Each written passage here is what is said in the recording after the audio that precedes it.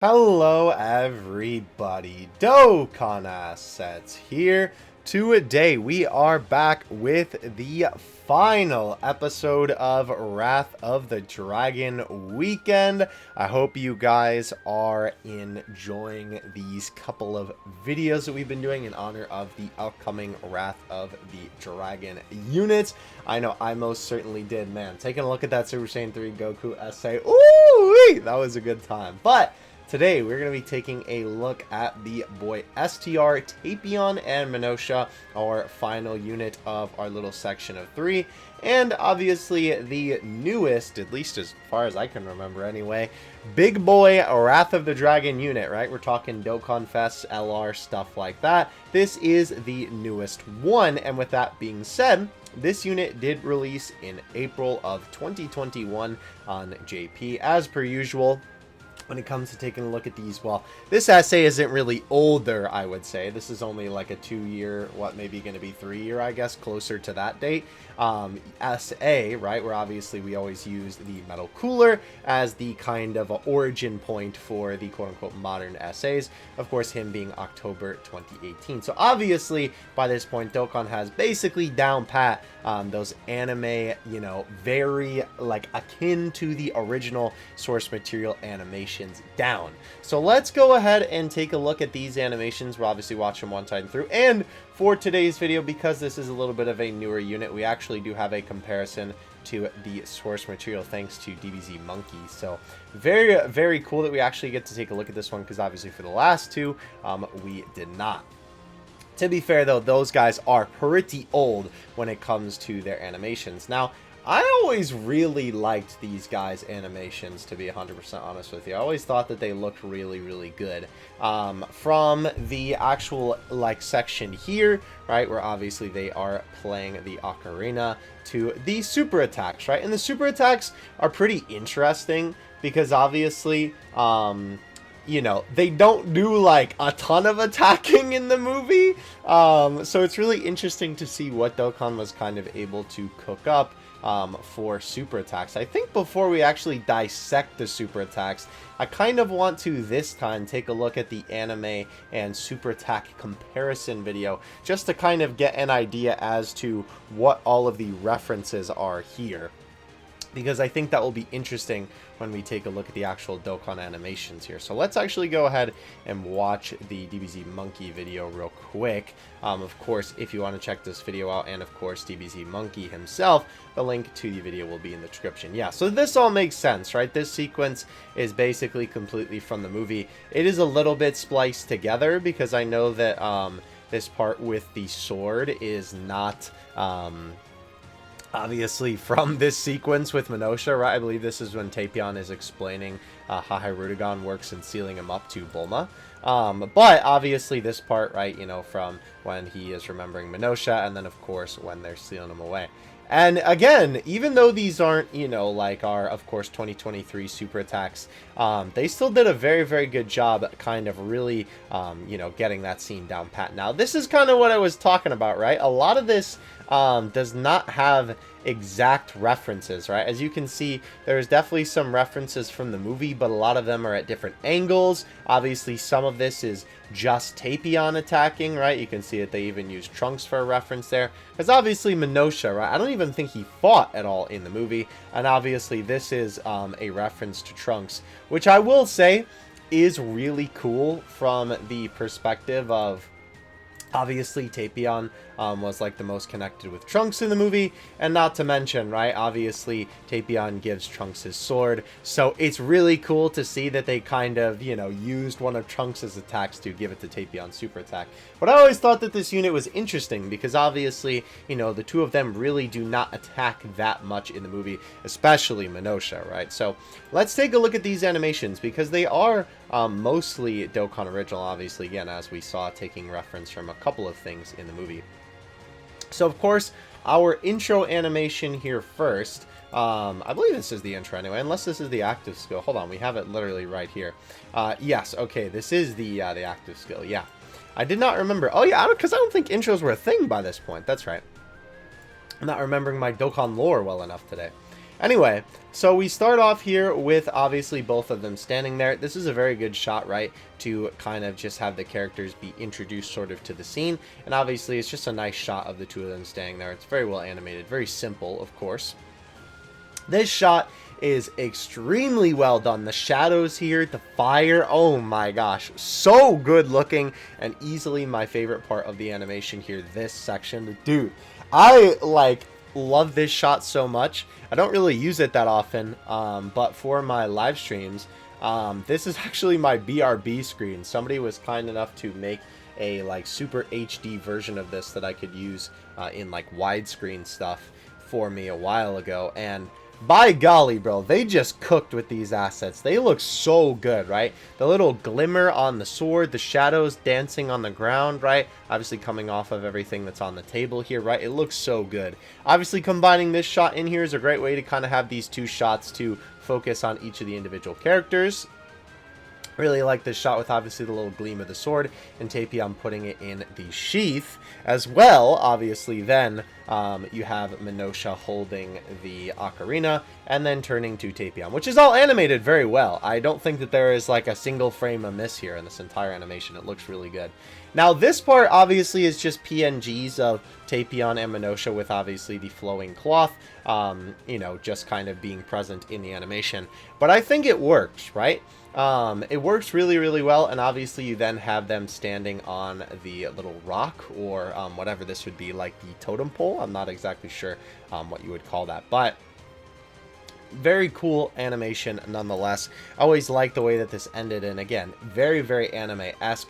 You can still tell it has a little bit of that Dokkan asset style, and even if this animation was remade for today, right, if we go back to this original video, you could tell that at least with this section, there is definitely a little bit that they could improve on compared to the original anime, right? Not much. It's very, very minimal stuff, but I think especially for the time, this animation was very, very impressive. And I mean, to be fair, again, in 2018, it's not like we weren't getting animations that look this good, you know, quite often, but still, you know, this animation is still very impressive.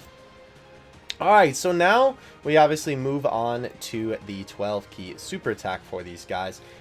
Again, very, very interesting how they kind of compile the different attacks for this, right? So, of course, you have TAPION charging up the blast here and firing off a bunch of them rapidly, which is really, really cool. I like the little kind of air effects that they have on the blasts, right? I think that's really cool, the little air that kind of just surrounds the actual blast attack, right? You have the blast break into the enemy, which I do like the little smoke effect on that too. And then, of course, you have MINOTIA fly in and slice the enemy. Now, I think this may be a little bit of a Dokkan Stinky Sprite moment here, but obviously it is a little bit weird that MINOTIA obviously just comes in and boink, right, and hits the enemy, and it doesn't really slice, so it just kind of hits the enemy away. Maybe it's supposed to be like, oh, MINOTIA isn't as strong as TAPION or something like that, but it definitely is a little bit weird that it's just kind of poking it. It's almost like using a blunt object rather than a sword. I do like this little effect though here. Obviously this impact frame is awesome to really give it a lot of impact, right? I think they did a very good job with that for sure. And then obviously having the enemy fly into the rock with the rocks flying out and the smoke then clearing, which is interesting. They don't really transition, I feel like, as well as they could maybe with this. I feel like this could be I don't know, it just fades out from the smoke, right? Rather than it just being one frame smoke, next frame white, and then into the card art. But that's a minor nitpick for sure. And then, of course, with the card art on the screen, you have this shot, which is really, really cool. I actually always like this shot quite a bit. Obviously, with TAPION and MINOTIA standing in front of each other. Again, like we saw in the original reference, right? This is a reference to when TAPION was holding the sword in front of him, but they just kind of add MINOTIA into the animation as well, which I think is really cool, right? And it's a good little, brotherly moment for the essay. You have the sword glow, which looks really, really good for the both of them. And on the both of them as well, they have a really nice lighting effect where the light actually, I don't know why I said that with such a weird accent. The light actually hits their head, right, and their hair there, which is really cool too. Dokkan has been really good at lighting for a long time. I'm always impressed when I go back and look at older essays. I'm like, dang, the lighting's really good. I mean, I guess it's not hard to do technically, but it still always, you know, very much so impresses me. Either way though, We have a nice little animation of obviously Tapion bringing the sword down, which is cool to kind of focus on his face. And I do like this little bit here, you know, obviously they kind of have the quick pose change, but, you know, it's Tapion readying up. And I like that at the very end of this animation, right, they have that little bit of follow through kind of on Tapion's, you know, head and hair, right, where he kind of leans in a little bit and his hair moves like that. I really, really think that's cool and a good way to emphasize it. So then, of course, we have the both of them flying in. And as you can see, I'm just saying, all the cloth, all the hair is animated. There's a 2018 essay. I'm just saying, there's some modern essays that don't do that.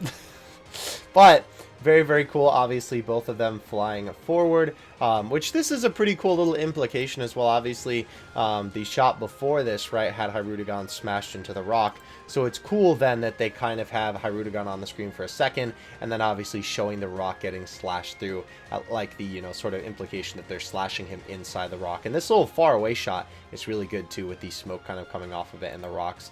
The, you know, planet looks exactly how it did in the anime, even though it wasn't even shown for that long. So they definitely did a very good job with that for sure. Yeah, I like that animation. It's pretty cool. Like the both of them with the sword in front of them too. So you have this shot with the both of them flying forward. I do like this, that they kind of have it focus on MINOTIA first, and the way that they bring your attention to it, right, is that they have it kind of zoom into him. I will say, I do kind of wish the way that they transitioned it was that this, right, was one more frame on the screen where it would be zoomed in here. Although, I will say, because it is not, we do get to look at the assets a little bit more up close, which is pretty cool. But, excuse me, I would have kind of rather them use this as a transition. But to be fair, it is, what, 2 frames? 1, 2, yeah. You're probably not going to notice that that wasn't there for the entire time. But still, it would have been cool to kind of have that as the transition to then the shot of MINOTIA flying up here. Which, again, very, very well done with the little impact frame. And I like the little kind of lighting effect that they have here, too, to sort of imply, like, the sword impacted right there, which is cool. Obviously, the slash as well, but, like, the choo-choo-choo-choo. You know, it's kind of like the thing that Trunks does, where he slices up all the enemies, and then they... I can't speak, apparently. Trunks is tripping me up, bro. That, you know, they don't fall over until Trunks, like, sheaths his sword. That's kind of what it reminds me of. It shows the little effect of, like, doing the damage, but it hasn't, like, set in yet, basically. Then you, of course, have Tapion coming in hot with the sword above his head and then slashing down against the enemy, which is cool. Again, the impact frames are perfectly angled here. I will say, his head does look a little bit weird there. Like, it's really round. Like, if you took away his hair, it would look extremely strange. I've never noticed that his head looks like that. Interesting. But yeah, obviously they have it slashed down because, of course, you know, he's slashing down into the enemy. And not only that, the actual effect after that, I like this little one too. The actual effect after that also kind of implies that with the way that it kind of flies off in this direction like that. I really, really like that quite a bit. But yeah, obviously, as well, towards the end here, you do have Tapion with, you know, a little bit of, like, actually pushing down against the sword because, of course, you know, he just slashed down. So that's pretty cool to see, too. And then, of course, we have MINOTIA with the Ki Blast in his hands, readying them up before the card art appears on the screen. And after the card art, we have it from the back where we then see him blast off the attack, which I will say, the only thing about this that is a little bit weird is that, like, he's charging 2 Ki Blasts in one, or in both hands rather, and then he only fires off 1, but I guess to be fair, he probably just smashed his hands together where you can see that they're close there, and then obviously fire the blast off. But the blast does look really good, and not to mention, right, you have this frame where it kind of explodes against the enemy. I really, really like that, before obviously showing the explosion proper against the enemy. And, of course, to follow up, this transition is so gas, dude. Oh my gosh, I always really like this one. So instead of just cutting, right, which they do all the time, and you guys know I'm not a big fan of that if you've been watching the series for any extended period of time, they have a little bit of a transition where it's like, swoop, down to where the other character is. Very anime-esque, very cool, great way to transition that's not just a sharp cut between things. Love it. Wish they would do more of it, to be honest. And I like how Tapion is actually in the foreground of it before it actually kind of disappears behind him, obviously, you know, with the implication that, you know, of course it's not actually there, right? It's just the effect to transition. Very, very cool. Are Tapion's eyes red there? Oh, no, they're blue. Okay. My eyes are just playing tricks on me. Anyway, I like, obviously, the animation of him lifting his arms. Super fluid. Like, crazy fluid, to be honest with you. And his scarf is still flapping in the background, which is awesome. You have the very, very cool animation of the... I guess this is technically the Heat Dome attack. I don't know if that's what it's called when Tapion has it. But... I really like the way that the fire surrounds him, right? It's really cool to see the outline as well, how they kind of have him glow a little bit. And the fire effect looks great, right? It almost looks like a sun surrounding him. This is a super cool way to transition as well. Obviously having the impact frame there, right? Before it then zooms into Tapion screaming, surrounded by the fire, which again looks awesome. I love the lighting effects as well. You can kind of see that the light gets a little bit more intense for like a couple seconds here, as you can see right in between, which is really awesome. Again, really implying how much the fire is kind of moving around him. And you sort of have him disappear into the fire as the attack is launched off, right? They do have a cut for the attack going up, but I think it looks okay in full motion. And the attack actually hitting the enemy looks good, and I love this little background that they have too. Before we obviously get to the final bit, which is Tapion on the ground, unseen, of course, because the fire is shooting up into the sky, which, again, looks really, really good. So yeah, that is Tapion and Minotia's super attacks. Honestly, I think the thing that really impresses me the most about this unit is that, again, these are quite a few Dokkan original super attacks, right? Obviously, it's not completely Dokkan original for the super attacks because, of course, they use references from some of the scenes in the anime. But there is a lot of Dokkan original stuff here, and I think the thing that's really impressive to me about these animations is the fact that they are so cohesive, right?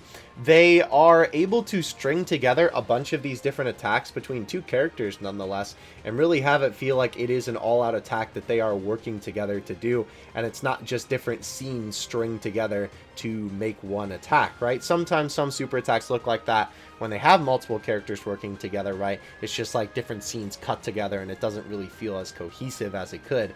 But this one definitely feels very cohesive. I really, really like the way that all the different attacks are strung together, and I think that they did a very good job, you know, kind of making some stuff up, taking from different things to make full animations for these guys. Because obviously, right, it could have easily just been a solo Tapion LR, but it's really cool that it is a Tapion and Minotia LR. Because not only is he in the movie for like all of 3 minutes or something like that, right? It's cool that all of these super attacks take place on their home planet as well, and it's not stuff that obviously is taking place on Earth in the movie. I don't know. I just think that that's really cool because obviously there's not that much time that they spend on, you know, like Tapion's backstory, like showing moments from the planet. So I always thought that that was really cool about these essays. But yeah, that is going to do it for these animations. Ladies and gentlemen, please let me know what you think in the comment section below about these. I always really like these guys. I like this unit a lot. Obviously, they're OST certified a banger. It's really interesting to see as well because of the animations that are at play in these. If they really wanted to make another Tapion, they absolutely could, because there are other attacks that he does in the movie. And obviously, right, most of the Tapions in the game, like if we take a look at the Tapion disambiguous here, I don't know how this word makes that sound, but English is a funny language. So obviously we have limited Tapions in the game, right? And all of the Tapions that we have are pretty old, right? Obviously the Fizz one is a pretty old one, being the free-to-play farmable unit, right? Obviously being from 2017, and then this guy also being from 2017 as well. Of course, right, these units are really, really old. So if they ever did want to make a new Tapion unit, they absolutely could. And there's other animations that they could certainly use that they have not taken advantage of when it comes to the animations from Tapion and Minotia. So it'll be really interesting to see if we ever get another big boy Tapion unit again. I don't think we'll probably get one anytime soon, considering the fact that obviously, you know, we are going to be getting Hirudegan and Goku, and that'll be like the Wrath of the Dragon celebration for probably another like year and a half, 2 years, something like that. Maybe they will give Tapion a free-to-play unit during this celebration. Maybe he'll be a side banner unit. I don't know. We'll have to see.